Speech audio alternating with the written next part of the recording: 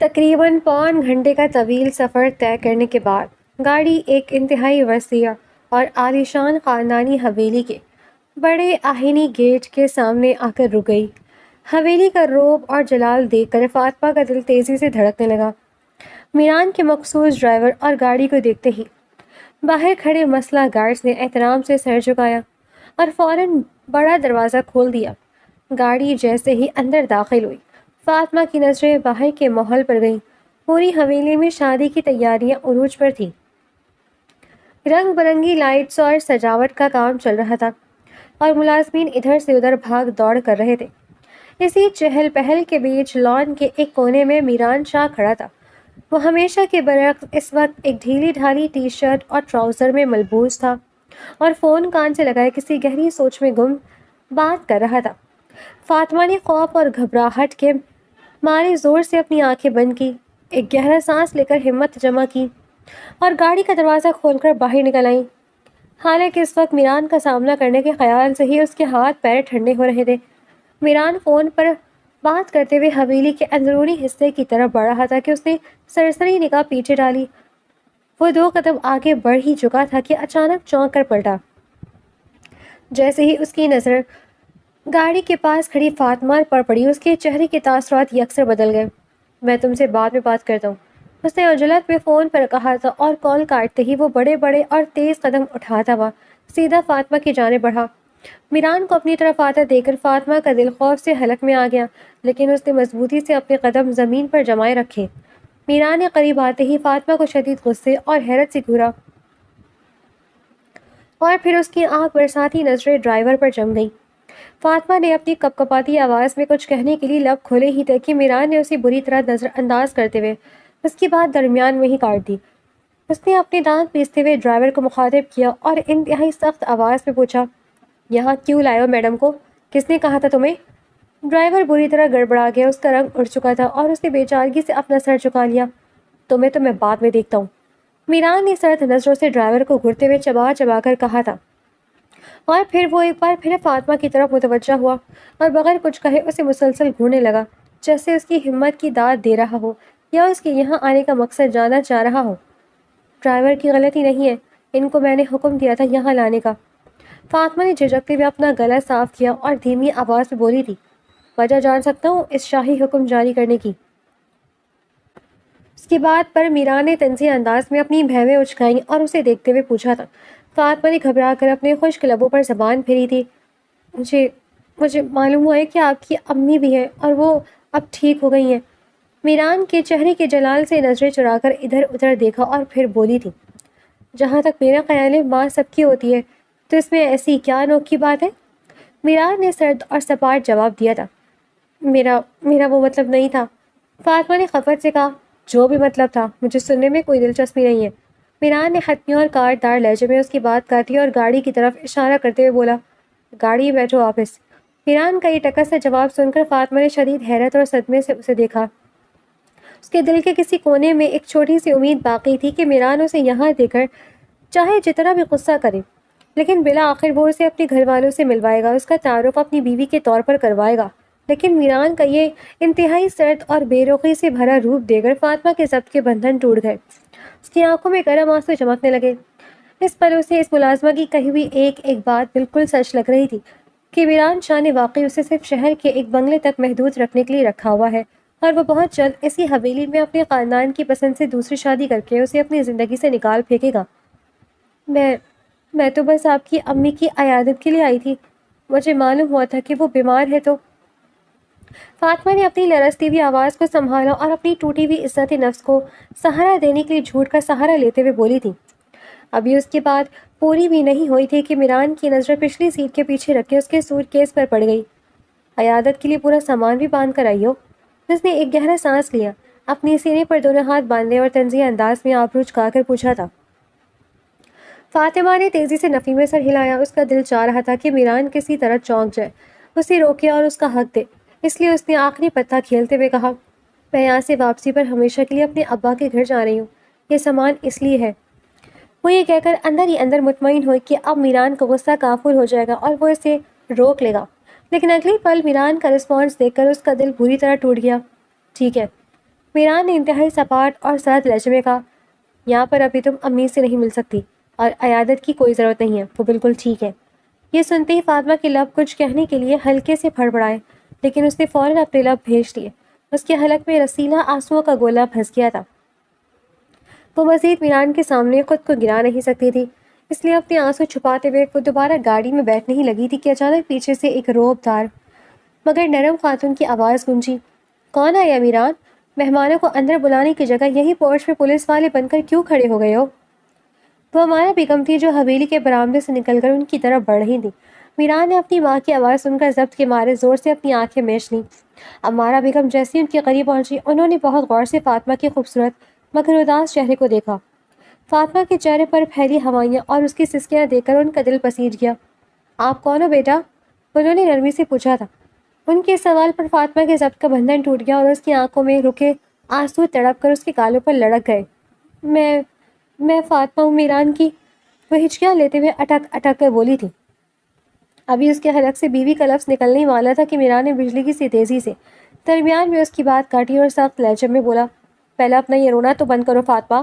پھر اس نے فوراً امارہ بیگم کی طرف رخ کیا اور خود فاطمہ کا تعارف کرواتے بولا، امی یہ فاطمہ ہے، میری آفس کی مینیجر اور ہماری بہت خاص امپلائی ہونے کے ساتھ ساتھ میری ایک اچھی دوست بھی ہیں۔ حویلی میں شادی کا فنکشن تھا، اس لیے میں نے خود انہیں یہاں انوائٹ کیا تھا۔ فاطمہ نے صدمے سے میران کو دیکھا۔ میران نے اسے اپنی ماں کے سامنے محض ایک ملازمہ اور دوست بنا کر پیش کیا تھا۔ ہمارا بیگم نے اس بات میں سر ہلا دیا، لیکن ان کے چہرے پر اب بھی حیرت تھی۔ اگر تم نے انوائٹ کیا تھا تو یہ واپس گاڑی میں کیوں بیٹھ رہی تھی اور رو کیوں رہی ہے؟ وہ پریشان ہو کر بولی۔ میران نے فوراً آگے بڑھ کر اپنی ماں کے گرد بازو پھیلایا اور انہیں تسلی دیتے ہوئے من گھڑت کہانی سنائی۔ امی دراصل بہت بری طرح ڈر گئی ہے، اس لیے رو رہی ہے۔ راستے میں آتے ہوئے کچھ ڈاکو نے اس کا قیمتی سامان چھین لیا، بس اسی خوف اور صدمے کی وجہ سے یہ اب واپس گھر جانے کی ضد کر رہی تھی، تو میں نے کہا کہ چلی جاؤ۔ میران کا یہ سفید جھوٹ سن کر فاطمہ کے آنسو اور زیادہ تیزی سے گالوں پر بہنے لگے۔ وہ اس مرد کی عیاری اور حالات کو سنبھالنے کے انداز پر دنگ رہ گئی۔ ہمارا بیگم نے جیسے ہی یہ سنا وہ تڑپ کر آگے بڑھی اور فاطمہ کو اپنے مامتا بھرے سینے سے لگا لیا۔ فاطمہ ان کے گلے لگ کر اور زیادہ پھوٹ پھوٹ کر رونے لگی۔ ہمارا بیگم نے اس کی پیٹھ تھپ تھپائی اور بولی، کوئی ضرورت نہیں واپس جانے کی، اب تم یہاں آ گئی ہو تو پوری شادی اٹینڈ کر کے ہی جاؤ گی، یہاں ڈرنے والی کوئی بات نہیں ہے، سامان ہی گیا ہے نا، الحمدللہ بولو کہ جان اور عزت تو محفوظ ہے۔ اس بیوقوف کو تو مہمان اٹینڈ کرنا بھی نہیں آتا۔ لڑکی اتنے صدمے میں اور یہ تسلی دینے کے بجائے اسے واپس بھیج رہا تھا۔ پھر انہوں نے غصے سے میران کے کندھے پر ایک ہلکی سی ہٹ ماری اور بولی تھی۔ ہمارا بیگم نے محبت سے فاطمہ کا ہاتھ تھاما، چلو بیٹا میرے ساتھ اندر چلو، اور وہ اسے اپنے ساتھ لیا حویلی کے اندرونی حصے کی طرف بڑھ گئی۔ پورچ میں اب صرف میران اور ڈرائیور رہ گئے تھے۔ میران نے شدید غصے اور جھنجھلاہٹ میں اپنے ماتھے پر ہاتھ کی مٹھی ماری۔ اس نے ایک بار پھر اپنی خونخوار نظروں سے ڈرائیور کو گھورا جو خوف سے کانپ رہا تھا۔ تھوڑا ویٹ کرو تم، میران نے چبا چبا کر انتہائی خوفناک آواز میں کہا، اس فنکشن سے فارغ ہو کر تمہاری چمڑی ادھیڑوں گا میں، ایڈیٹ۔ وہ غصے سے پاؤں پر رکھتا ہوا خود بھی حویلی کے اندر کی طرف بڑھ گیا، جبکہ پورچ میں ایک بار پھر وہی سن لہرا دوڑ گئی تھی۔ اندر لاؤنج میں آنے کے بعد ہمارا بیگم نے فاطمہ کو صوفے پر بٹھایا اور خود اپنے ہاتھ سے اسے پانی کا گلاس پلایا۔ جب فاطمہ کا رونا کچھ تھما تو انہوں نے بہت محبت اور تسلی سے اس کا ہاتھ تھام کر پوچھا، اب بتاؤ بیٹا کیا قیمتی چیز چوری ہوئی ہے تمہاری؟ گھبراؤ مت، میران کے بعد بہت تعلقات ہیں، وہ ابھی بندے دوڑا کر تمہاری سامان ڈھونڈوا لے گا۔ اسی لمحے میران بھی لاؤنج میں داخل ہوا اور فاطمہ کو مسلسل گھورتے ہوئے سامنے والے صوفے پر بیٹھ گیا۔ فاطمہ کو اس وقت کچھ سمجھ نہیں آ رہا تھا کہ وہ کیا قیمتی چیز بتائے، کیونکہ سارا جھوٹ تو میران کا گڑھا ہوا تھا۔ وہ گڑبڑا کر میران کو دیکھنے لگی، چلو چھوڑو، اب کوئی رونا دھونا نہیں ہوگا، تم یہاں صرف شادی انجوائے کرو گی، میں ملازموں سے کہہ کر گیسٹ روم ریڈی کرواتی ہوں، تم وہاں جا کر تھوڑی دیر ریسٹ کرو، رات کا کھانا بھی میں تمہاری روم میں ہی بھجوا دوں گی۔ ہمارا بیگم نے اس کی خاموشی کو اس کا صدمہ سمجھا اور خود ہی اسے سمجھاتے ہوئے بولی تھی۔ فاطمہ نے سر جھکا کر دھیرے سے اس بات میں سر ہلا دیا۔ ہمارا بیگم وہاں سے اٹھ کر اندر چلی گئی، جبکہ لاؤنج میں اب صرف میران اور فاطمہ رہ گئے۔ میران اپنے ہونٹوں پر ہاتھ کی مٹھی رکھ کے گہری اور پراسرار نظروں سے اسے ہی دیکھ رہا تھا اور اس کے ماتھے پر بھی ایک ننھا سا بل پڑا ہوا تھا۔ ماں کے جاتے فاطمہ کا غصہ دوبارہ جاگ اٹھا۔ آپ نے امی کے سامنے جھوٹ کیوں کہا کہ میں آپ کے آفس کی مینیجر اور دوست ہوں؟ अपना गुनाह बताते हुए शर्म आ रही होगी आपको। उसने धीमी मगर ठीकी आवाज में पूछा था। मैंने कोई गुनाह नहीं किया। उसकी इस तंज पर मीरान ने एक आबरू चुकाकर उसे देखा और इंतहाई सपाट लहजे में बोला था। फातिमा ने जलकर रुख मोड़ा। खुद को फरिश्ता समझने वालों का ठिकाना जहन्नुम होती है मीरान आफरीदी। मीरान के लबों पर एक गहरी तंजिया मुस्कुराहट उभरी। मेरा ठिकाना इंशाल्लाह जन्नत ही होगी, क्योंकि जहन्नुम तो मैंने दुनिया में ही इस मेंशन में अपने लिए अपनी मर्जी से चुन ली है। उसने टेक लगाते हुए कहा। ये सुनती फातिमा का मुंह खुले का खुला रह गया। वो सदमे से सोफे पर सीधी हुई। आप आप मुझे जहन्नुम कह रही हैं? मीरान ने उसकी बात का कोई जवाब नहीं दिया, जैसे वो इस बहस को यहीं ख़त्म करना चाहता हो।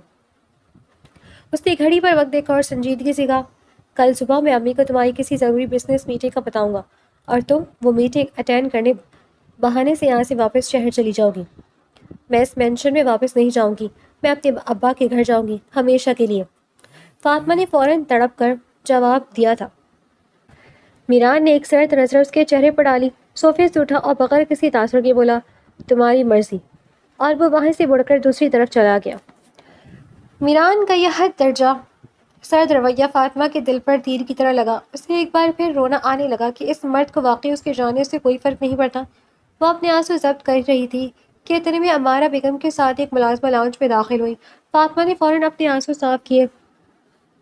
मुलाजमा ने आगे बढ़कर फातिमा को ताज़ा जूस का ग्लास दिया और अमारा बेगम के इशारे पर बहुत एहतराम से बोली, बीबी जी आपका कमरा तैयार है, आए मैं आपको गेस्ट रूम में ले चलूँ।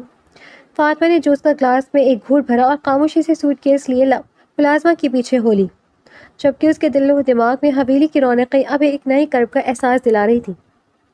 गेस्ट रूम का दरवाज़ा बंद होते ही फातिमा बेड पर बैठ गई, जहाँ कुछ देर पहले वो बिल्कुल दिल बर्दाश्त होकर रो रही थी।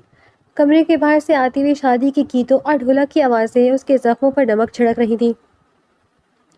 उसने दोनों हाथों से अपने चेहरे को रगड़ा और चंद लम्हे गहरे सांस लिए, फिर ना जाने उसके अंदर कहाँ से एक अजीब सी जिद और जुर्रत जागी। उसने एकदम अपनी बहती हुई आंसुओं को आस्तीन से बिल्कुल साफ किया। उसकी आंखों की बेबसी अब एक तीखे गुस्से और अज़म में बदल चुकी थी। वो बेड पर सीधे होकर बैठी और हवेली की दर दीवार को देखते हुए खुद कलामी के अंदाज से बोली, जोर ज़बरदस्ती से गन पॉइंट पर तुमने अपनी मर्जी से मुझसे निकाह किया था मीरान आफरीदी। अब इतनी आसानी से तुम मुझसे पीछा नहीं छुड़वा सकते। उसने अपने हाथ की मुट्ठियां सख्ती से भेज ली। उसका चेहरा अब रोनी सूरत के बजाय एक हतमी फैसले का पता दे रहा था, जहां वो अपनी लुटी हुई इज्जत नफ्स को वापस पाने के लिए तैयार थी। तुम्हें लगता होगा कि मैं कोई खिलौना हूँ जिसे जब चाहा अपनी जिद के लिए हासिल कर लिया और जब दिल भर गया तो यहाँ लाकर एक मुलाजमा बनाकर साइड पर फेंक दिया ताकि अपनी खानदानी बीवी ला सको। पर मैं कोई खिलौना नहीं हूँ। अब तुम देखो मीरान आफरीदी कि मैं यहाँ रहकर तुम्हारी बैंड कैसे बजाती हूँ। अब मैं यहाँ से इतनी आसानी से वापस नहीं जाने वाली। उसने चेहरे पर एक जुर्रतमंदाना मुस्कुराहट सजाई और खड़ी होकर अपने बिखरे हुए बालों को समेटा। वो समझ गई थी कि अगर वो डरकर भाग गई तो मीरान की जीत हो जाएगी, और अब वो मीरान शाह को इतनी आसानी से जीतने देने के मूड में बिल्कुल नहीं थी। निकाह को 2 दिन गुजर चुके थे, लेकिन आबिद और आयशा का हाल ये था कि दोनों एक ही घर में होने के बावजूद एक दूसरे का सामना करने से कतराते थे। आयशा तो आबिद की एक झलक देखते ही रास्ता बदल लेती थी। उनकी इस आंख मचोली को हमारा बेगम ने बखूबी नोट कर लिया था, इसलिए आज इन्होंने जान पूछकर एक चाल चली। आबिद, गाड़ी निकालो। तुम और आयशा आज अपनी शादी के कपड़ों की शॉपिंग पर जा रहे हो, और हाँ, जब तक पसंद के कपड़े ना मिल जाए वापस मत आना। अमारा बेगम ने लाउंज में खड़े होकर कतई लहजे में हुक्म दिया। वो दोनों एक दूसरे को हड़बड़ाकर देखने लगे, पर अमारा बेगम के सामने किसी को बोलने की हिम्मत ना हुई। कुछ ही देर बाद आयशा सर झुकाए घबराहट में गाड़ी की फ्रंट सीट पर बैठी थी और आबिद ड्राइविंग कर रहा था। गाड़ी में एक अजीब सी भारी मगर मीठी खामोशी छाई हुई थी। आयशा दरवाजे के साथ बिल्कुल चुपक कर बैठी थी, जैसे मौका मिलते ही बाहर छलांग लगा देगी। आबिद, जो पिछले 15 मिनट से उसकी यह हालत नोट कर रहा था, उससे रहा ना गया। उसने स्टीयरिंग व्हील पर हाथ घुमाते हुए एक दिलकश शरारती अंदाज में कहा, अगर तुम्हारा इरादा गाड़ी के दरवाजे में जिम होने का है तो मैं गाड़ी रोक देता हूँ। आयशा एकदम चौंकी और हड़बड़ाकर सीधी हो गई। नहीं नहीं, मैं तो बस बाहर देख रही थी। उसके सुर्ख पड़ते चेहरे को देखकर आबिद के लबों पर एक गहरी मुस्कुराहट उभर आई। उस शहर के एक महंगी तरीन डिज़ाइनर बुटीक में दाखिल हुए। आबिद का वो रिवायती रोबदार और संजीदा अंदाज देखकर बुटीक का मैनेजर फौरन दौड़ आया। वालेकुम अस्सलाम। वेलकम सर, बताइए कैसी वैरायटीज़ दिखाऊं? मैनेजर ने इंतहाई पेशेवराना मुस्कुराहट के साथ पूछा और फिर आयशा की तरफ देखकर बोला, چھوٹی بہن کے لیے برائڈل ڈریس دکھانا ہے یا پارٹی ویئر؟ مینیجر کا یہ جملہ ادا ہونا تھا کہ عابد کا چلتا ہوا قدم وہیں رک گیا۔ اس نے ایسی خون خار اور غضبناک نظروں سے مینیجر کو گھورا کہ بیچارے کا پسینہ چھوٹ گیا۔ بہن، عابد نے اپنے دانت پیستے ہوئے سرد لہجے میں کہا، یہ میری بیوی ہے، ہمارا نکاح ہو چکا ہے۔ اگر تمہاری آنکھوں کا نمبر خراب ہے تو شاپنگ سے پہلے میں تمہیں کسی اچھے آئی اسپیشلسٹ کے پاس لے جاؤں۔ عائشہ جب تک شرم سے پانی پانی ہو رہی تھی، مینیجر کی اس احمقانہ بات اور پھر عابد کی غسیلے رد عمل پر اپنی ہنسی کنٹرول نہ کر سکی۔ اس نے فوراً اپنا چہرہ دوسری طرف کر لیا اور دوپٹے سے منہ چھپا کر ہنسنے لگی۔ مینیجر نے ہکلاتے ہوئے 10 بار معافی مانگی اور فوراً انہیں وی آئی پی لاؤنج میں لے گیا۔ کپڑے دیکھنے کا مرحلہ شروع ہوا۔ عائشہ جو بھی ہلکا پھلکا سادہ سا سوٹ اٹھاتی، عابد اسے ایک نظر دے کر رکھ دیتا۔ آخر کار عابد نے خود اٹھ کر ایک انتہائی خوبصورت گہرے سرخ اور گولڈن کام والا بھاری عروسی جوڑا پسند کیا۔ یہ ٹرائی کر کے آؤ۔ اس نے وہ جوڑا عائشہ کی طرف بڑھاتے ہوئے اپنا پرانا پروفیسر والا حکم چلایا۔ عائشہ نے کچھ بولنا چاہا پر اس کی سنجیدہ آنکھیں دیکھ کر چپ چاپ ڈریسنگ روم میں چلی گئی۔ کچھ دیر بعد جب وہ باہر آئی تو بھاری کام والے سرخ دوپٹے اور عروسی لباس میں اس کا حسن قیامت ڈھا رہا تھا۔ وہ آئینے کے سامنے کھڑی اپنا جائزہ لے رہی تھی کہ اچانک دوپٹے کا بھاری کنارہ اس کی ہیل میں الجھ گیا۔ اس سے پہلے کہ وہ توازن کھو کر گرتی، عابد نے تیزی سے آگے بڑھ کر اس کی کمر کی گرد اپنا مضبوط بازو حائل کیا اور اسے گرنے سے بچا لیا۔ عائشہ کی سانسیں جیسے حلق میں اٹک گئی۔ اس نے گھبرا کر نظریں اٹھائیں تو عابد کا چہرہ اس کے چہرے کے بالکل قریب تھا۔ آئینے میں ان دونوں کا عکس ایک پل جوڑے کی طرح مکمل دمک رہا تھا۔ عابد کی گہری سیاہ آنکھوں میں ایک عجیب سا سحر تھا جس نے عائشہ کو ساکت کر دیا تھا۔ پروفیسر ابتسام کے سامنے تو تم بہت بولتی تھی، عابد نے اس کی آنکھوں میں جھانکتے ہوئے دھیمی مدہوش کن سرگوشی میں کہا۔ اپنے شوہر کے سامنے تمہاری زبان کو کیا ہو جاتا ہے محترمہ؟ عائشہ کا چہرہ ٹماٹر کی طرح لال ہو گیا۔ وہ ہکلاتے ہوئے بولی، سر میں میرا مطلب ہے عابد بھائی، نہیں عابد چھوڑے، مجھے کوئی دیکھ لے گا۔ اس کی اس بھوکلاہٹ پر عابد کا سینہ ہلکی سی ہنسی سے لرزا۔ اس نے عائشہ کی ہیل سے الجھا دوپٹہ نکالا اور انتہائی نرمی سے وہ سرخ دوپٹہ اس کے سر پر سیٹ کرتے ہوئے محبت پاش لہجے میں بولا، یہ رنگ تم پر بہت جچتا ہے مسز عابد خان آفریدی۔ عائشہ شرم اور خوشی کے ملے جلے احساس سے زمین میں گڑی جا رہی تھی۔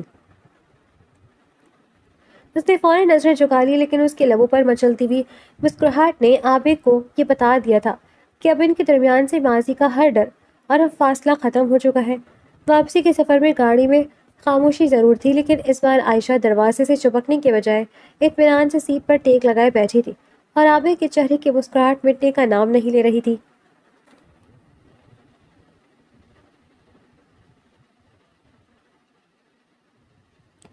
شام کے سائے گہرے ہو رہے تھے جب ملیحہ بنگلے کے پچھلے گارڈن ایریا میں لگی بینچ پر بیٹھی تھی۔ اس کے برابر میں ننھا مومن گھٹنوں پر سر رکھے انتہائی اداس اور گمسم بیٹھا ہوا تھا، جیسے اس کا دل کسی بات پر بہت بھاری ہو۔ ملیحہ نے اپنے بیٹے کی یہ اداسی محسوس کی۔ اس نے آگے بڑھ کر محبت سے مومن کے ننھے ننھے کندھے پر ہاتھ رکھا اور نرمی سے بولی، مومن میرا بچہ، ایسے اداس اچھا نہیں لگ رہا، کیا ہوا میرے بیٹے کو؟ مومن نے دھیرے سے اپنا سر اٹھایا۔ اس کی معصوم آنکھوں میں نمی تھی۔ امی، مجھے بابا کی یاد آ رہی ہے، وہ اتنے دنوں سے ہم سے ملنے نہیں آئے۔ کیا بابا کو مومن کی یاد نہیں آ رہی؟ مومن کا یہ سوال ملیحہ کے دل پر نشتر کی طرح لگا۔ اس کے اندر کبیر کے لیے جو غصہ اور خوف تھا وہ ایک بار پھر جاگ اٹھا۔ اس نے مومن کا چہرہ اپنے ہاتھوں میں لیا اور تلخی سے بولی، وہ مومن کے بابا نہیں ہے بیٹا، اس لیے وہ نہیں آ رہے، اور نہ ہی انہیں مومن کی کوئی یاد آ رہی ہے۔ آپ ان کے بارے میں مت سوچا کریں۔ ابھی اس سے پہلے کہ معصوم مومن اپنی ماں کی اس بات پر کوئی جواب دیتا یا مزید اداس ہوتا، ملیحہ کو اپنے بالکل پیچھے سے ایک مانوس بھاری اور انتہائی سرد مردانہ آواز سنائی دی تھی، زہریلے لوگوں کے ساتھ رہ رہ کر آپ کے اندر بھی زہر بھر چکا ہے مس ملیحہ۔ کبیر خان آفریدی کا یہ سخت اور کاٹ دار طنز سیدھا ملیحہ کے دل کے پار ہوا۔ وہ ہڑبڑا کر اپنی جگہ سے اٹھی اور پلٹ کر دیکھا۔ کبیر بلیک 3 پیس سوٹ میں ملبوس اپنے روایتی روب اور جلال کے ساتھ وہاں کھڑا تھا۔ ملیحہ کو دیکھتے ہی جہاں کبیر کے چہرے پر ناگواری آئی، وہی مومن کا چہرہ کھل اٹھا تھا۔ وہ اپنی ساری اداسی بھول کر خوشی سے چیخا، پاپا، اور بھاگتا ہوا سیدھا کبیر کی طرف لپکا۔ کبیر نے فوراً جھک کر مومن کو اپنی مضبوط گود میں اٹھا لیا۔ اس نے مومن کے گال کو چوما اور ملیحہ پر ایک سرد حقارت آمیز نظر ڈالتے ہوئے انتہائی محبت سے مومن سے کہا، آپ کی امی آپ سے بالکل غلط کہہ رہی ہیں مائی بوائے، میں آپ کا بابا بھی ہوں، مجھے آپ سے بہت محبت بھی ہے اور مجھے آپ کی بہت یاد بھی آتی ہے۔ مومن نے خوشی سے کبیر کے گلے میں اپنی ننھی ننھی باہیں ڈال دی اور چہک کر بولا، میں اور امی ابھی آپ ہی کی بہت یاد کر رہے تھے بابا۔ مومن کے منہ سے اپنا نام شامل سنتی ملیحہ کا پارا چڑھ گیا۔ اس نے فوراً غصے اور تنبیہ کے انداز میں مومن کو ٹوکا، مومن۔ ملیحہ کی اس سخت آواز پر مومن فوراً سہم گیا اور معصومیت سے اپنے کان کو ہاتھ لگا کر کبیر سے بولا، سوری بابا، صرف مومن یاد کر رہا تھا، مومن کی امی یاد نہیں کر رہی تھی۔ مومن کی اس معصومانہ صفائی پر کبیر کے لبوں پر ایک پھیکی تلخ سی مسکراہٹ ابھر آئی۔ اس نے ایک نظر ملیحہ کے سرخ ہوتے چہرے پر ڈالی، پھر مومن کو گود سے نیچے اتارا اور اس کا ننھا ہاتھ اپنے بڑے ہاتھ میں تھامتے ہوئے بولا، چلو مومن، ہم اندر چلتے ہیں۔ کبیر مومن کا ہاتھ پکڑے لاؤنج کی طرف بڑھ گیا، جبکہ ملیحہ وہیں گارڈن میں کھڑی بے بسی سے ان دونوں کو دور جاتے دیکھتی رہی۔ وہ تب تک وہاں ساکت کھڑی رہی جب تک وہ دونوں اندر جا کر اس کی نظروں سے اوجھل نہیں ہو گئے۔ ان کی پشت کو دیکھتے ہوئے ملیحہ کے دل میں ایک عجیب سا احساس جاگا۔ وہ سوچنے پر مجبور ہو گئی کہ کبیر کے ساتھ مومن کتنا مکمل، کتنا محفوظ اور کتنا خوش لگتا تھا، بالکل ایک سچے باپ اور بیٹے کی طرح۔ لیکن اگلے پل ایک ہولناک خوف نے اس کے دل کو گھیر لیا۔ اگر کبیر نے میرے معصوم بچے کے جذبات کے ساتھ صرف کوئی کھیل کھیلا تو؟ اگر وہ اپنی دشمنی یا اناق کی خاطر بعد میں مومن کو یوں ہی چھوڑ گیا تو پھر میں کیا کروں گی؟ میرا بچہ تو ٹوٹ جائے گا۔ یہ خوفناک خیال آتے ہی ملیحہ کا دل دہل گیا اور اس کی نظریں بے اختیاری میں نم ہونے لگی اور آنسو اس کے گالوں پر بہہ نکلے۔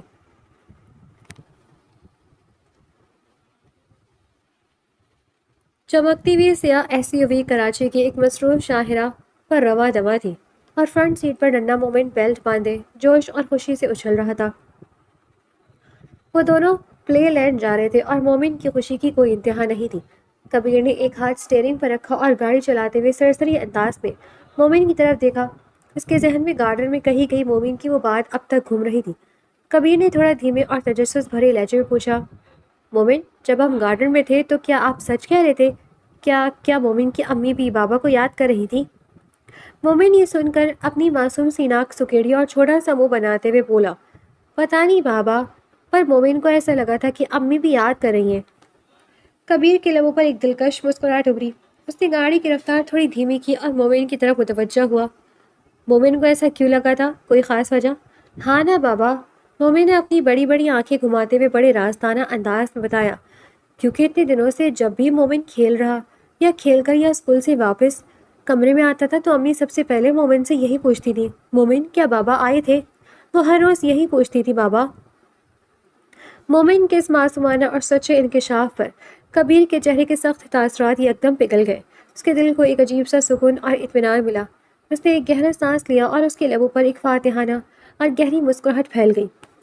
ملیحہ کا وہ مغرور چہرہ اس کے ذہن میں لہرایا جو سامنے سے تو نفرت جتاتی تھی مگر پس پردہ اس کا انتظار کرتی تھی۔ اچھا، امی ایسا پوچھتی تھی؟ کبیر نے اپنے مخصوص پرکشش لہجے میں کہا۔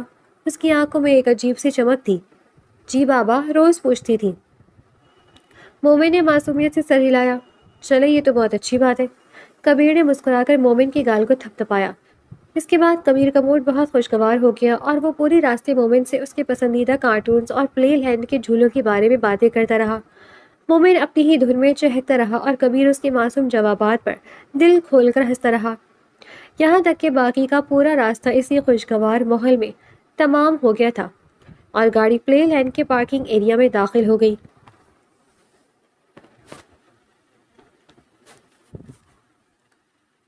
وہ دن آخر کار آ ہی گیا جس کا نیہا اور نزہت بیگم کو بڑی بے صبری سے انتظار تھا۔ بنگلے کی لانچ کو انتہائی نفاست سے سجایا گیا تھا، جہاں قاضی صاحب، زہیب، اس کا فرضی چچا ضامن، نزہت بیگم اور رخسار موجود تھے۔ نیہا گھونگھٹ نکالے ریشمی جوڑے میں ملبوس اپنی قسمت پر ناز کرتی ہوئی صوفے پر بیٹھی تھی۔ قاضی صاحب نے نکاح نامہ کھولا، قلم سنبھالا اور اونچی آواز میں پڑھنا شروع کیا، اور مسمات نیہا کا نکاح مسمی زہیب احمد سے بحق مہر مبلغہ 11,100 روپے سکہ راج الوقت طے پایا ہے۔ کیا آپ کو؟ کیا 11,100 روپے؟ قاضی صاحب کے منہ سے مہر کی معمولی رقم سنتے ہی نیہا سمیت نصرت بیگم اور ضامن کے چہروں کا رنگ اڑ گیا اور وہ سب بری طرح چونک گئے۔ نیہا تو ضبط کا دامن چھوڑتے ہوئے فوراً گھونگھٹ تھوڑا سا پیچھے کیا اور زہیب کو دیکھتے ہوئے دھیمی مگر چنچلائی ہوئی آواز سے بولی، زہیب یہ کیا ہے؟ آپ تو حق مہر میں وہ ڈی اے جے والا محل دے رہے تھے نا؟ نیہا کا یہ سوال سن کر زہیب کے چہرے پر اچانک ایک سرد اور سخت تاثر ابھرا۔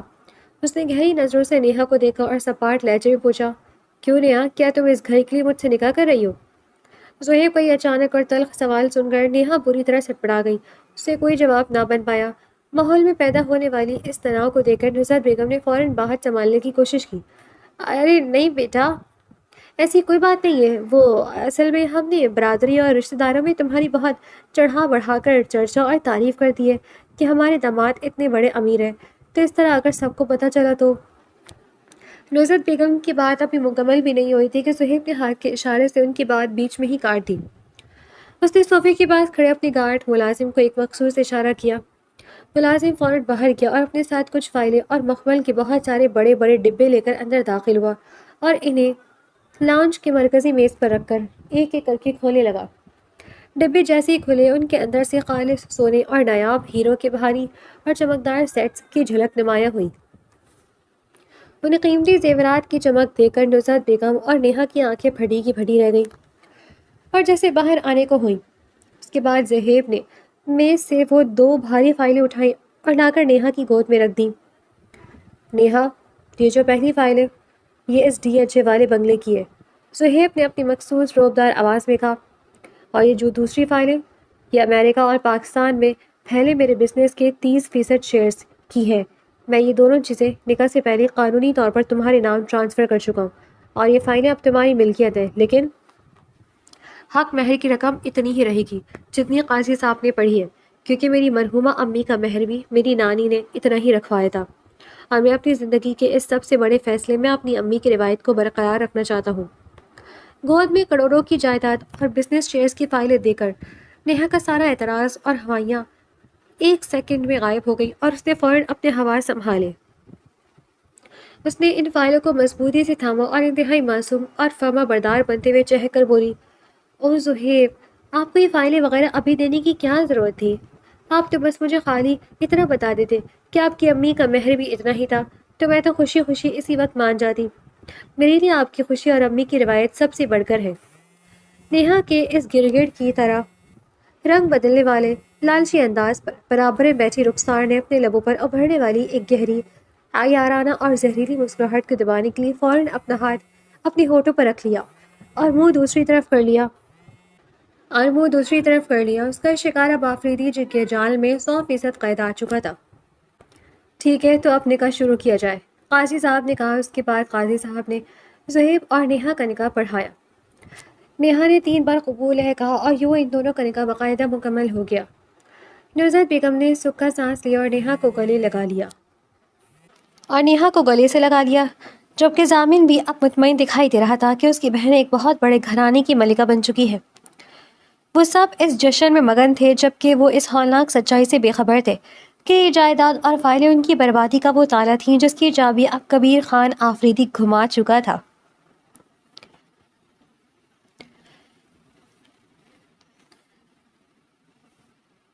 نکاح کی اگلی ہی رات زہیب نیہا کو لے کر اس کے اپنے محل جیسے عالیشان مینشن میں پہنچ گیا۔ جیسے ہی نیہا نے اس شاندار عمارت کے وسیع و عریض ہال میں قدم رکھا، اسے یقین نہیں آ رہا تھا کہ وہ اب اس محل کی باقاعدہ مالکن بن چکی ہے۔ ہر طرف چمکتے ہوئے فانوس، ریشمی پردے اور مہنگا فرنیچر نیہا کی قسمت کا پتہ دے رہی تھی۔ زہیب نے نیہا کو پورچ سے لاؤنج تک لاتے ہوئے بڑے پیار سے اس کا ہاتھ تھاما۔ اس نے نیہا کی آنکھوں میں جھانکتے ہوئے انتہائی محبت بھرے اور سحر انگیز لہجے میں کہا، welcome to your home Mrs Zohaib Ahmed. Neha, یہ محل آج سے تمہاری سلطنت ہے اور تم اس کی اکلوتی ملکہ ہو۔ میں نے تم سے جو بھی وعدے کیے تھے یہ تو بس ان کی ایک چھوٹی سی شروعات ہے۔ میں تمہیں دنیا کی ہر وہ خوشی دوں گا جس کا تم نے کبھی خواب دیکھا تھا۔ زہیب کی ان رومانوی اور محبت بھری باتوں نے نیہا کے دل پر جادو کر دیا۔ وہ شرماتے ہوئے اس کے سینے سے لگ گئی۔ اس کا دل خوشی سے پاگل ہو رہا تھا اور پھر اگلے ہی دن سے نیہا کی زندگی بالکل کسی شہزادی جیسی ہو گئی۔ وہ صبح دیر سے اٹھتی تو ملازمہ اس کے سامنے چاندی کے تھالوں میں ناشتہ پیش کرتی۔ زہیب اسے اپنی چمکتی ہوئی اسپورٹس کار میں شہر کے مہنگے ترین اور لگژری ریسٹورانٹس میں لنچ اور ڈنر کے لیے لے کر جاتا، جہاں عام لوگوں کا جانا بھی خواب تھا۔ شام کے وقت وہ اسے شہر کے سب سے مہنگے اور پوش برانڈڈ مالز میں شاپنگ کے لیے لے جاتا۔ زہیب بغیر دیکھے کریڈٹ کارڈز سوائپ کرتا اور نیہا اپنی پسند کی قیمتی ڈیزائنر ملبوسات، ہیرے کے زیورات اور مہنگے پرفیومز کے ڈھیر لگا دیتی۔ ملازمین شاپنگ بیگز اٹھائے ان کے پیچھے پیچھے چل رہے ہوتے۔ نیہا کو بالکل ویسی ہی بے فکر، امیرانہ اور شاہانہ زندگی مل رہی تھی جس کی اس نے ہمیشہ حسرت کی تھی، اور جس کے لیے اس نے اپنے بھائی کا پرانا مکان تک داؤ پر لگا دیا تھا۔ وہ اسی جادوئی دنیا میں اس قدر کھو چکی تھی کہ اسے اندازہ ہی نہیں تھا کہ اس شاہانہ طرز زندگی کے پیچھے کبیر خان آفریدی کا وہ بھیانک جال ہے جو اب کسی بھی وقت بند ہونے والا تھا۔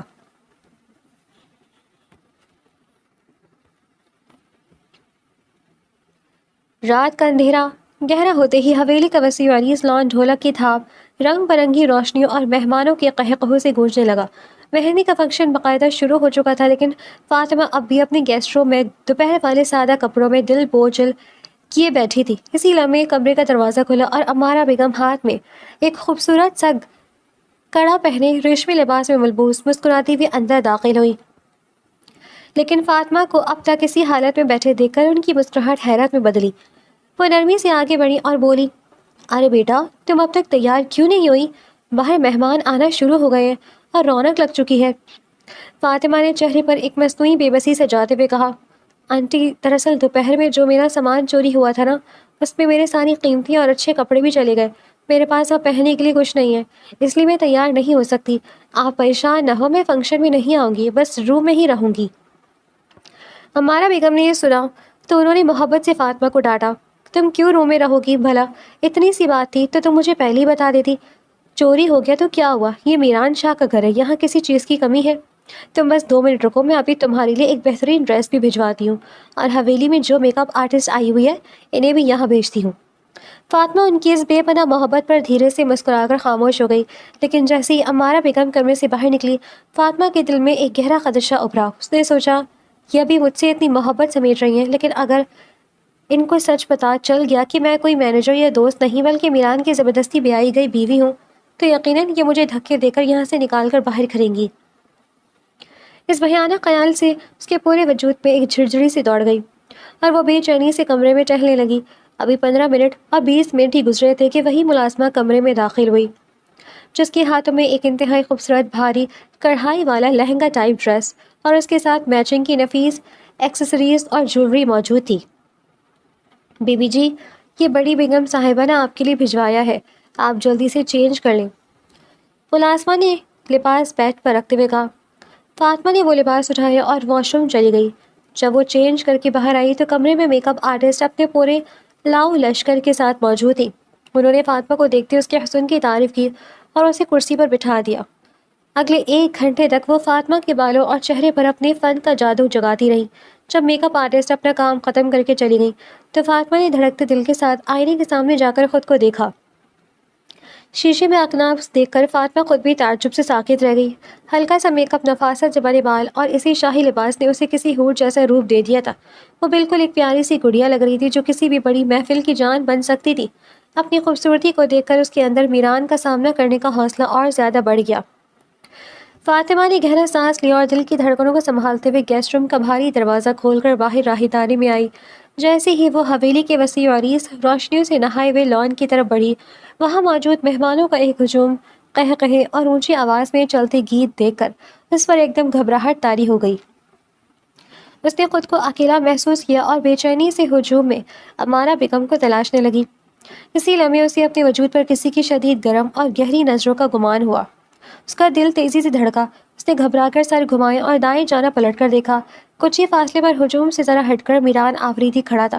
وہ کالے رنگ کے ڈنر سوٹ میں ملبوس فاطمہ کو ساکت نظروں سے دیکھ رہا تھا۔ آئینے میں خود کو دیکھ کر فاطمہ کو جو حیرت ہوئی تھی، میران کی آنکھوں میں اس سے کہیں زیادہ گہرا سحر اور جھٹکا واضح تھا جو وہ چاہ کر بھی چھپا نہیں پا رہا تھا۔ فاطمہ نے نظریں چرانے کی کوشش کی، لیکن میران کی گرفت کرتی نظریں اسے وہی منجمد کر رہی تھیں۔ ارے فاطمہ بیٹا، تم آ گئی؟ امارہ بیگم کی آواز نے اس سحر کو توڑا۔ وہ تیزی سے فاطمہ کی قریب آئی اور اس کا ہاتھ تھام کر محبت سے بولی، ماشاء اللہ، نظر بدور، بالکل گڑیا لگ رہی ہو تم۔ آؤ میں تمہیں سب سے ملاتی ہوں۔ وہ فاطمہ کو اپنے ساتھ حویلی کی خواتین کے ایک بڑے حلقے کی طرف لے گئی جہاں میران کی کزنز اور قریبی رشتہ دار موجود تھے۔ مارا بیگم نے مسکراتے ہوئے سب کے سامنے اس کا تعارف کروایا۔ سب سنو، یہ فاطمہ ہے، میران کی بہت اچھی دوست اور ان کے آفس سے آئی ہیں۔ یہ سنتے ہی میران کی کزنز کے چہرے پر شرارتی مسکراہٹیں ابھر آئیں۔ وہ فاطمہ کے گرد جمع ہو گئی اور میران کو دور کھڑا دیکھ کر اسے چھیڑنے لگی۔ واہ چچی، میران بھائی کی اتنی اچھی دوست، ہمیں تو کبھی نہیں بتایا انہوں نے۔ اتنی پیاری اور خوبصورت دوست میران بھائی کو کہاں سے مل گئی؟ فاطمہ ان کی اس سحر انگیز اصرار پر شرمندگی اور گھبراہٹ سے بس مسکرا کر رہ گئی۔ اسی دوران میران بھی دھیمے قدموں سے چلتا ہوا اپنی ماں اور کزنز کے اس گروپ کے پاس آ کر کھڑا ہو گیا۔ وہ اپنی خاموشی سے فاطمہ کے چہرے کے بدلتے رنگ دیکھ ہی رہا تھا کہ اچانک میران کا ایک میل کزن ہنستا ہوا آگے بڑھا۔ اس نے بے تکلفی سے میران کے کندھے پر اپنا ہاتھ رکھا اور فاطمہ کو دیکھتے ہوئے اونچی آواز میں کمنٹ کیا، واقعی میران یار، ماننا پڑے گا تمہاری دوست تو حد سے زیادہ خوبصورت ہے۔ یہ جملہ لاؤنج کے اس حصے میں جیسے سناٹا لے آیا۔ کزنز کا یہ تبصرہ اور فاطمہ کو دیکھنے کا انداز جہاں میران کو اندر تک آگ لگا گیا، وہیں امارا بیگم کے چہرے پر بھی ناگواری کے شدید تاثرات ابھر آئے۔ میران کے چہرے پر موجود دھیمی سی مسکراہٹ پل بھر میں غائب ہو گئی اور اس کی آنکھیں یکدم سرخ اور خوفناک حد تک سرد ہو گئی۔ اس نے اپنے جبڑے بھینجے اور شدید ضبط کرتے ہوئے کزن کا ہاتھ اپنے کندھے سے جھٹکا۔ تم ذرا میرے ساتھ ادھر آؤ، مجھے تم سے کچھ کام ہے، میران نے اپنی گرجدار اور دبی ہوئی آواز میں کزن سے کہا اور اس کا بازو مضبوطی سے دبوچتے ہوئے اسے تقریباً گھسیٹتے ہوئے دوسری طرف لے گیا جہاں اس کی چمڑی ادھیڑنے کا پورا سامان موجود تھا۔ امارا بیگم نے صورتحال کو سنبھالنے کے لیے فوراً فاطمہ کا ہاتھ مزید سختی سے تھاما تاکہ وہ لڑکوں کی اس گفتگو سے مزید نہ ہو، اور بولی، چلو فاطمہ بیٹا، ان لڑکوں کی باتیں چھوڑو، میں تمہیں اسٹیج کی طرف لے چلتی ہوں، وہاں دلہا دلہن بیٹھنے والے ہیں۔ تو فاطمہ کو لیے اسٹیج کی طرف بڑھ گئی، جبکہ فاطمہ کا دل میران کے اس شدید رد عمل اور غیرت پر بری طرح سے دھڑک رہا تھا۔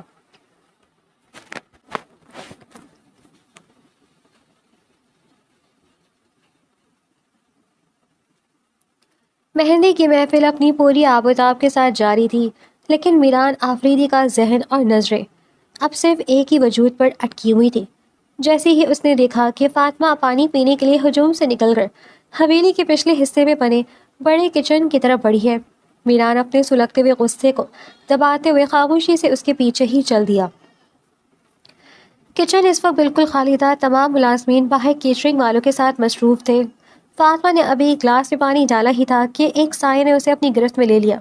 اس سے پہلے کہ وہ پلٹتی، میران نے آگے بڑھ کر کچن کے کاؤنٹر پر دونوں ہاتھ ٹکائے اور فاطمہ کو اپنے حصار میں لیتے اس کا راستہ روک لیا۔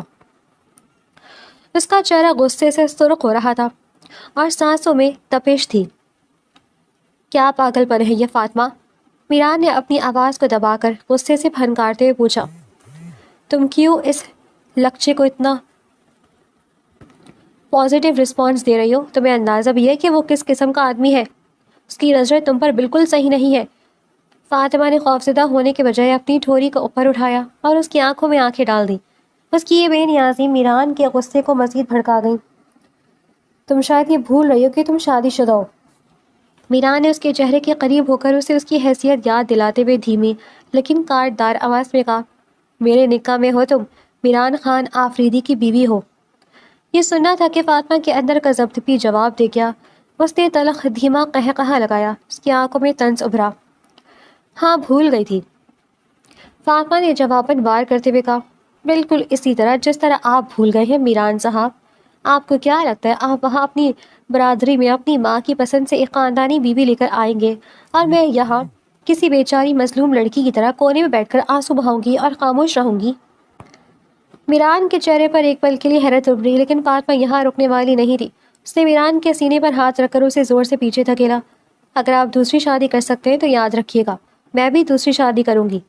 فاطمہ نے اس کے کندھے کو ایک آخری جھٹکا دیا اور میران کو وہیں شاک کی حالت میں چھوڑ کر اپنے لہنگے کو سنبھالتی ہوئی تیز قدموں سے کچن سے باہر نکل گئی۔ میران وہی کاؤنٹر کے پاس ساکت کھڑا رہ گیا۔ اس کے ذہن میں فاطمہ کا آخری جملہ کسی بوجھی کی طرح بجا، خاندانی بیوی۔ میران نے حیرت سے خود سے کلامی کی۔ وہ چند سیکنڈ کے لیے اسی الجھن میں رہا، لیکن اچانک اس کے ذہن میں کڑیاں ملنے لگی۔ ماسی کا حویلی میں فون کرنا، فاطمہ کا اچانک شہر کا مینشن چھوڑ کر یہاں حویلی چلے آنا، اس کا بدلا وہ باغیانہ رویہ اور زمل کے ساتھ اسے دیکھ کر اس طرح جلنا کڑھنا سارا معاملہ اب میران کے سامنے شیشے کی طرح صاف ہو چکا تھا۔ وہ سمجھ گیا تھا کہ فاطمہ کو کسی نے اس کی دوسری شادی کی جھوٹی افواہ سنائی ہے۔ پل بھر میں جو میران غصے سے پاگل ہو رہا تھا، حقیقت سامنے آتے ہی اس کے سخت چہرے پر بے ساختہ اور گہری مسکراہٹ ابھر آئی۔ اس کی آنکھوں کا جلال شوخ چمک میں بدل گیا۔ اس نے کچن کے دروازے کی طرف دیکھا جہاں سے فاطمہ ابھی غصے میں پیر پٹکتی بھی گئی تھی۔ وہ چہرے پر فاتحانہ مسکراہٹ سجا کر دھیمے سے بڑبڑایا، تو یہ چل رہے محترمہ کے اس چھوٹے سے مغز میں یہاں حسد کی آگ لگی ہوئی ہے۔ اس نے اپنے کوٹ کے بٹن درست کیا۔ غصہ اب مکمل طور پر غائب ہو چکا تھا اور اس کی جگہ عجیب سا سکون لے چکا تھا کہ فاطمہ اس کے لیے اس حد تک تڑپ رہی ہے۔ وہ بھی دلکش مسکراہٹ کے ساتھ کچن سے باہر محفل کی طرف نکل گیا۔ مہندی کا فنکشن اب عروج پر تھا اور مہمانوں کے لیے ڈنر کا آغاز ہو چکا تھا۔ فاطمہ کچن سے نکل کر سیدھی لاؤنج کے پرسکون کونے میں لگی ڈائننگ ٹیبل پر جا بیٹھی۔ اس کا دل ابھی تک میران کی باتوں اور اپنی کہی ہوئی باتوں کے اثر سے بری طرح دھڑک رہا تھا۔ وہ خود کو نارمل دکھانے کے لیے پلیٹ میں چمچ ہلا رہی تھی۔ اسی لمحے میران دھیمے قدم اٹھاتا ٹیبل کی طرف آیا۔ فاطمہ نے چونک کر اسے دیکھا، پر اس سے پہلے کہ وہ اٹھتی، میران نے کسی روب دار شوہر کی طرح بالکل اس کی برابر والی کرسی کھینچی اور بیٹھ گیا۔ اس نے جھک کر فاطمہ کے چہرے کے قریب ہوئے انتہائی دھیمی اور گہری آواز سے پوچھا، یہ خاندانی بیوی کا کیا سین ہے؟ فاطمہ، تمہیں کسی نے کچھ کہا ہے کیا؟ فاطمہ نے اپنی پلیٹ سے نظریں نہیں ہٹائیں۔ اس نے اپنے لہجے کو جتنا ہو سکا سرد رکھا۔ نہیں، کسی نے کچھ نہیں کہا۔ پھر؟ میران نے اپنی ایک بہویں اچکا کر گہری نظروں سے اس کا چمکتا چہرہ دیکھا۔ پھر تم اتنی بڑی بات کیسے کر سکتی ہو؟ میرے منہ پر دوسری شادی کی دھمکی دے رہی ہو؟ اس بار فاطمہ سے رہا نہ گیا۔ اس نے چمچ میز پر رکھا اور رخ مڑ کر سیدھا میران کی آنکھوں میں جھانکا۔ اس کی آنکھوں میں غصہ اور شکوہ دونوں صاف نمایاں تھے۔ تو آپ کو کیا لگتا ہے میں بیوقوف ہوں مانیٹر میران آفریدی؟ فاطمہ نے چبا چبا کر کہا، اگر بات وہ نہیں تو آپ نے میرے ساتھ ہوا نکاح سب سے چھپایا کیوں؟ باہر سب کے سامنے مجھے صرف ایک دوست بول کر میرا تعارف کیوں کروایا؟ اس کا سانس پھولنے لگا تھا، لیکن وہ اپنی بھڑاس نکالنے کے موڈ میں تھی۔ آپ نے مجھے یہاں سب کے سامنے تماشا بنا دیا ہے، پر یاد رکھیے گا میں اب وہ پہلی والی ڈری سہمی فاطمہ نہیں ہوں۔ اگر میں آپ کے حق میں نوکیلی ہڈی بن کر نہ اٹک گئی نا تو میرا نام بھی فاطمہ نہیں۔ کڑکدار جواب دے کر فاطمہ نے جھٹکے سے اپنا دوپٹہ سنبھالا اور میران کے جواب کا موقع دیے بغیر وہاں سے اٹھ کر چلی گئی۔ میران وہیں بیٹھا اسے جاتا ہوا دیکھتا رہا۔ اس کے تھیکے تیور، اس کا وہ حق جتانا اور غصے سے پیر پڑکتے ہوئے جانا میران کے دل کو عجب سرور سے دے رہا تھا۔ اس نے عیش و آرام سے کرسی کی پشتے سے ٹیک لگائی اور اش کرنے والے انداز میں مسکراتے ہوئے بڑبڑایا، اب لگ رہی ہے تو میران خان آفریدی کی بیوی۔ اس کے بعد پورے فنکشن کے دوران میران کی نظریں مسلسل فاطمہ کا طواف کرتی رہیں۔ وہ جہاں بھی کھڑی ہوتی، جس سے بھی بات کرتی، میران شاہ دور کھڑا مسکراہٹ کے ساتھ صرف اسی کو دیکھتا رہتا۔ فاطمہ کو اچھے سے اندازہ تھا کہ میران کی نظریں اس پر جمی ہیں، لیکن اس نے اپنی انا قائم رکھی۔ اس نے ایک بار بھی پلٹ کر میران کی طرف نہیں دیکھا، بلکہ اسے مزید جلانے اور اپنی بات کا اثر دکھانے کے لیے وہ جان بوجھ کر میران کے اسی میل کزن کے پاس جا کر کھڑی ہو گئی اور مسکرا کر اس سے باتیں کرنے لگی، جیسے میران کا وجود اس کے لیے اب کوئی معنی ہی نہ رکھتا ہو۔